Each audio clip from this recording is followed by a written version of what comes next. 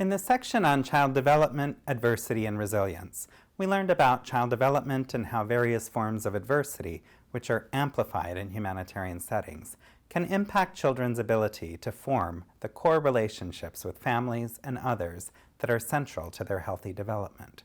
We also learned about how, despite adversities, most children demonstrate resilience and the ability to rebound from difficult experiences.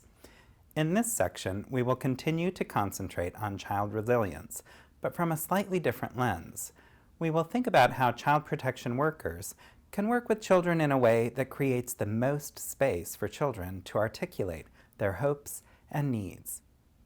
Especially in humanitarian settings, we sometimes tend to think of children in paternalistic, or some would even say patriarchal terms. Children are perceived primarily as the objects or beneficiaries of our support. When the bombs are falling, we must find a way to protect the children from them. When the waters are rising during a flood, we must place the children into the lifeboat. These statements are true, but they also represent a perspective that is, in many ways, limited. By focusing on what we should do for children, we fail to represent what children can and do for themselves during humanitarian episodes. All over the world, children have demonstrated that they can not only overcome adversity, but become leaders in advocating for themselves and other children in their communities. In a variety of settings, children are expressing themselves and coming together in dynamic ways that truly challenge power structures. Several inspiring examples come to mind. In the United States, for example, children whose parents had fled conflict and organized violence in Central America faced uncertainty about their futures, while American politicians debated whether or not these children should be permitted to remain in the U.S. Working through online and grassroots coalitions, children and youth came together and began to create a vision for what became United We Dream, the United States' largest immigrant-led youth network that advocates not only on behalf of children with complex legal status in the United States, but all immigrants. Eventually growing to over 400,000 members, their Right to Dream campaign was critical in helping to secure a national policy change that allowed these children to avoid deportation. In another example, in 20 countries throughout sub-Saharan Africa, including many areas affected by armed conflict and natural disasters, the African movement of working children and youth has been building a grassroots movement of working children who advocate for each other within their communities. They have simplified and adapted the UN Convention on the Rights of the Child to highlight 12 core rights that affect working children, such as the right to 1 day of leisure per week and the right to learn how to read and write. These examples represent high-profile, successful cases of how children, working together and building movements, can advocate for their own rights when faced with adversity. But these movements did not emerge in a vacuum. The children and youth who built these movements might have been the leaders, but adult allies also made contributions and ensured support along the way. Child protection workers often want to promote children's participation, but there can be challenges. First, the concept of child participation can in fact cover many different ideas. We must unpack what we mean by participation so that we can think about concrete steps that we can take to promote children's participation in a variety of activities.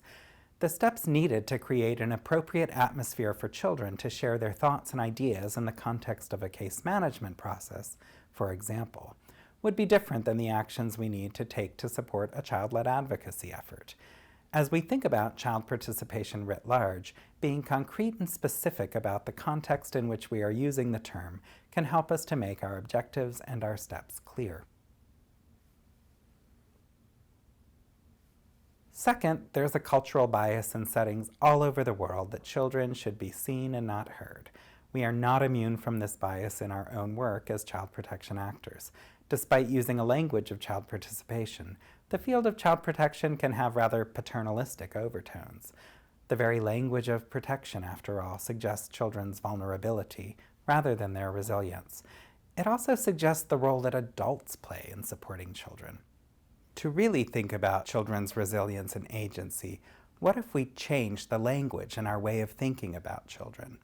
If we genuinely recognize children as bearers of human rights, we must find ways to open our hearts and minds to hearing what children have to say. While it is true that children need and have the right to protection, we can learn a lot by thinking about them as engaged citizens in their communities and countries. We can shift our way of thinking from paternalism to more genuine and effective support. Some key issues emerge when we think about how to ensure that children can be leaders.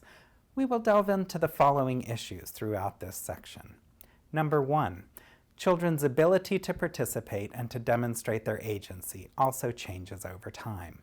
To best understand this process, we must continue to draw upon what we know about child development, especially the concept of evolving capacities.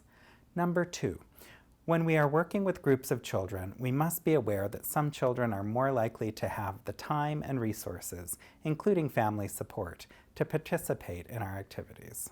If we do not want to exclude marginalized children, we need to think about how to include children of various circumstances, including children with physical and mental disabilities, working children and youth, and others.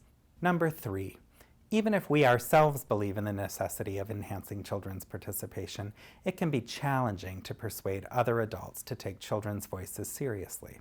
There is inherent bias in most places in the world towards adult voices and ideas. We think that we know best. Working to change this belief among adults should be a core component of our work to promote children's agency and participation. Number 4, the do no harm principle is especially important when we are promoting children's participation, since enhancing children's voices can put them at risk, especially when children and youth are speaking truth to power. We must consider how to support children's movements without putting them in danger. Child protection workers must seek to enhance children's agency in a variety of processes, programs, and settings. There is a spectrum of ways in which to think about children's participation and agency that ranges from working with individual children to supporting child-led movements. For example, child protection workers overseeing case management processes will need to communicate with individual children, their siblings, their families, and others in a way that children's decision-making is allowed to flourish. At the same time, they need to ensure that children's best interests are upheld. Meanwhile, child protection workers overseeing or facilitating group-based programs, such as life skills and other programs, will need skills and methods to create spaces for children to be active participants and leaders in groups of peers and in their communities. Finally, there are ways that adults can support child-led movements in which children come together responding to commonly perceived needs. The skills adults will need here will be based in accompaniment and other supportive strategies. Each of these skills and approaches may contain different elements, but they all share a common overarching goal of promoting children's agency and participation.